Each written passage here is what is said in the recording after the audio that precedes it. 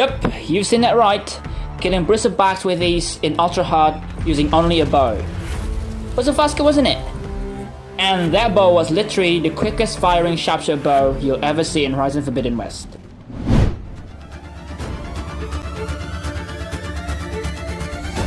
Yeah! You like that? Yo, what's going on guys, it's Sam here and back at it again, another Horizon Forbidden West video. So, as you've seen earlier in today's video, I'm gonna be showing you guys the quickest firing sharpshooter bow and why it's time to stop using your hunter and warrior bow for close range combats. Alright, to start things off, I want to thank you all for the support so far. It has been great, it has been fantastic this past few weeks, the support I receive in each and every video. It has been great, I couldn't thank you all more, and I also like to remind you guys that only 1% of you guys watching have subscribed. So please, if you enjoy watching my videos, consider subscribing. It may seem simple, but it helps me more than you can imagine. Thank you. Okay, let's jump into the video. Sharpshooter bows are known for their high impact damage. It could really come in handy if we are about to deal a high amount of damage on our enemy, especially machines. Sharpshooter bow is very useful to deal a huge amount of damage towards the machine's weak points and even tearing them off the machines itself. They are also very useful for stealth players, as they have pretty much unlimited range. Fortunately, nothing's perfect, as the sharpshooter bows are known to have the slowest draw speed and reload speed among the other bow types. This seems fair enough since the other bows also have their own plus and minus. The hunter bow, for instance, they are useful for medium range combats with quick draw and reload speed but deals a small amount of damage, while the warrior bow deals even smaller damage with firing arrows in god speed.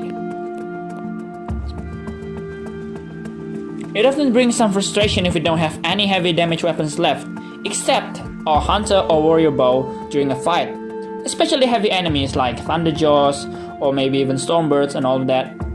Though they are quick firing, but doesn't it feel tiring? Shooting at the machines with bows dozens, even hundreds of times in order to kill it. Yeah, that was awful, that feels awful. Well, in that case, you have to try using the sharpshooter bow. In close range combats? Yes, I'm telling the truth, as you can make sharpshooter bows fire arrows as fast as the hunter bows or even the warrior bows. All we need are of course weapon coils. And what are they? They are the draw speed coils and also the reload speed coils. Now, there may be still some of you guys who are confused on what these two coils do and what exactly is the difference between the two. Okay, let me explain. These two coils basically complete one another. So the draw speed coil increases the draw speed of your bow. In other words, it speeds up your ability to load the bow. As you can see on this clip over here, I load or I draw my sharpshooter bow very quickly using the draw speed coil.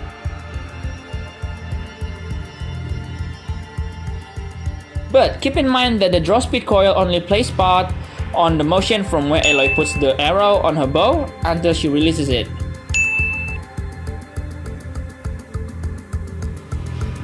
With that, we come on to the other coil, which is the reload speed coil. Like I said before, these two coils complete one another, as the reload speed coil speeds up the motion from where Aloy is taking out the arrows from the quiver until placing it on her bow.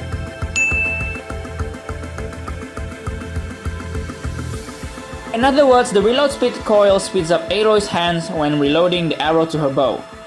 As you can see here on this clip, I'm reloading my sharpshooter bow very quickly with the help of reload speed coils. So these two bad boys could really be a lethal force if we join them together. The lethal force I'm talking about here is not like many other Soldier out there. Many other Horizon players say that draw speed coils are best for the hunter and warrior bow, as we become insanely fast on firing arrows. Of course, it's not wrong. It's good actually to have a crazy speed firing bow on your hand. But I'm talking about efficiency here. What if we put those two coils on our sharpshooter bow? Because here's the thing, sharpshooter bows are slow, okay, but let's figure out how we can solve that. It is by using the draw speed and the reload speed coils. So what will add extra speed towards something that already has the speed, which is, in this case, the hunter and warrior bow. Instead, give it a try on something that doesn't have it, which is the sharpshooter bow. It's like when we cook something, when the food tastes way too salty. We're not gonna add more sauce, are we? Medium to well! And that's well done. Well done to you. And well done to you. I can't believe just how inconsistent you are. Instead, we give something to bring balance to the taste. And that's what exactly I'm telling you guys in this video. Think of all the power we could get from a deadly, fast-firing, incredibly high-damaging bow. Okay, enough illustration. Next up, I'm gonna be showing you guys my ultimate setup for the quick-firing sharpshot bow you saw at the beginning of this video. So here it is. For the bow, of course, we're gonna be using the Forge Fall. Now, many of you guys ask why am I not using the Iris Downfall from the newest New Game Plus update? Well, here as you can see, the Forge Fall naturally has a 25% draw speed in it the first time we have it. And it will gradually increases as we upgrade the bow from time to time, until we reach the maximum level of this bow that gives us an insane 65% draw speed without any coils. So, it would be amazing if we could combine it with even more draw speed coils. Now, here as you can see, I have the fully upgraded Forge Fall with me, and just look at those impact damage it has with the advanced precision arrow. It's huge. It's devastating. It overcomes the impact damage of all Hunter and Warrior bows. Even if we don't add any more damage coils in it, it still has the upper hand on every Hunter and Warrior bows with damage coils. With that, I'm just gonna put aside the damage coil for the Forge Fall because it already has an OP damage number. You feel me? Okay, then here are the coils set up for the Forge Fall from the gameplay at the beginning of this video. I have two 25% draw speed coils and a 15% draw speed coil. With a fully upgraded Forge Fall, that gives us over 130% draw speed. OMG! That is insane. And I guess that was more than enough, as the remaining two slots are for two 25% reload speed coils. Okay, so that was an ideal setup in my opinion. With this setup, we can quickly fire arrows with our sharpshot bow without losing much time on reload. As you can see here, I only need up to 4 quick shots on a bristleback to take it down.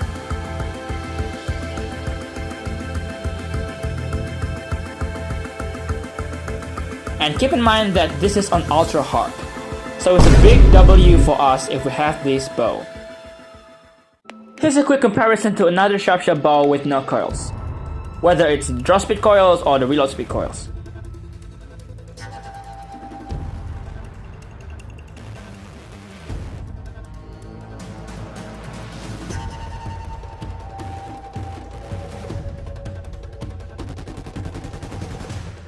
And we can see a huge amount of difference as the sharpshot bow with no coils loads and fires way slower than the Forge Fall we have.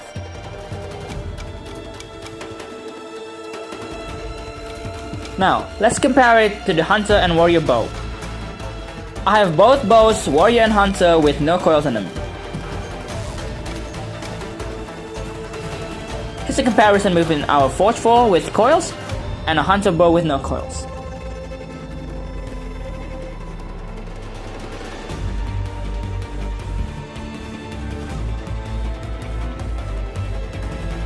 As you can see, it doesn't show a significant difference on the speed, whether it's the reload speed or the draw speed. Or we can say the speed between the two is pretty much the same. How cool is it? And now, here's a comparison between our Forge Fall with coils and a Warrior bow with no coils.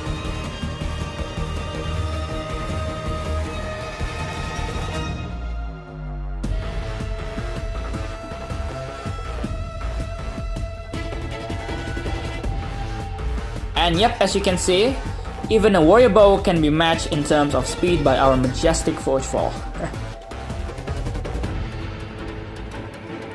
Well, the Hunter and Warrior bow doesn't have any coils in it, but what difference does it make?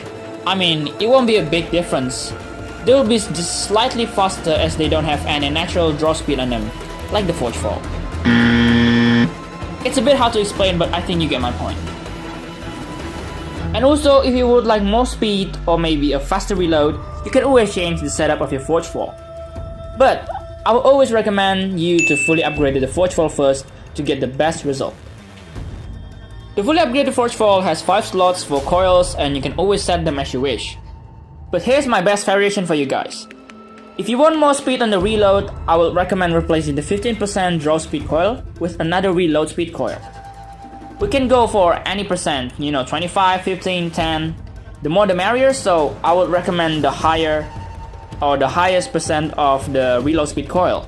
In this case, I don't have the highest, which is the 25%, so I would just go with what I have. That gives us a faster reload speed without losing much draw speed, as you can see here.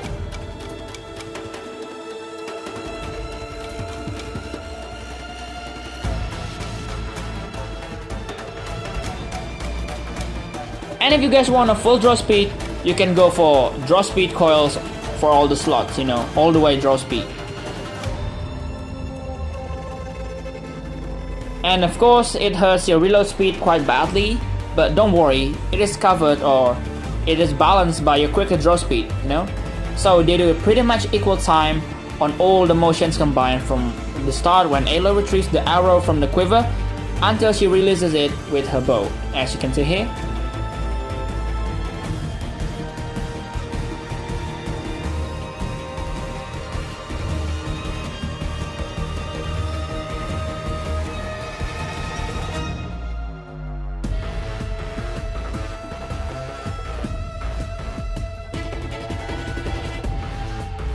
In other words, it's like running a marathon, when there's a runner who didn't have a good start, but he manages to have a great finish by running gradually faster. While on the other hand, when the second runner had a very good start, but he doesn't have any stamina left, so he would have a pretty bad finish. And with that, the two runners would have a pretty equal time on finishing the marathon.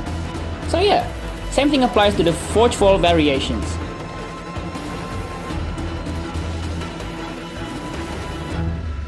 But if you guys love to get more damage and want to add a little bit more power to your Forgefall, you can definitely combine the impact damage coil with the reload speed and the draw speed coils. For the setup, I would recommend 1 up to 2 damage coils depending on how strong the damage coil is. With a fully upgraded Forgefall, it should add more than enough damage while still balancing the speed of the Forgefall itself. It's all up to you guys. Use the one that fits your playstyle the most. Okay, apparently that's all for today guys. Thank you so much for watching up until the end. Thanks for all the support you've given me these past few weeks. It has been great and fantastic. And as you have known, I'm on my road to reaching 1,000 subs. So if you do enjoy watching my videos, I would like to remind you guys again to subscribe. And also leave a like and also a comment about your thoughts on the video. I will happily respond to every comment. Okay, I guess until next time guys, I'll see you in the next video and have a good day.